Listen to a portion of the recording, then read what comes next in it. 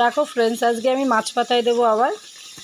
তার জন্য আমি যেটা নিয়েছি, এখানে আছে আলু কুচি, পেঁয়াজ কুচি, রসুন কুচি, লঙ্কা আর জিরে আর পরিমাণ মতো হলুদ, নুন আর সরষের তেল দিয়ে এটাকে আমি ভালোভাবে মাখিয়ে নিলাম। দেখো, আমি এর মধ্যেই মাছটা দিয়ে দেবো। আমি এক্সট্রা করে আলাদা আর মাছটা মাখাতে যাব না, মাছটা এর মধ্যে আমি দিয়ে দেবো।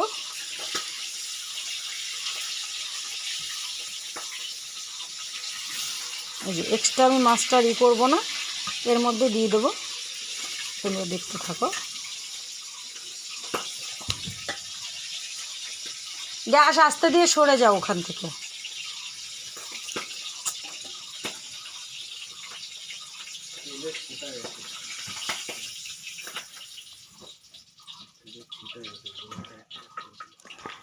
যে দেখো বন্ধুরা, এক হাতে ধরে মাখাচ্ছি, ঠিকভাবে দেখতে পাচ্ছ কিনা বলতে পারছি না, যদিও দেখো তোমরা সবাই দেখতে পাচ্ছ।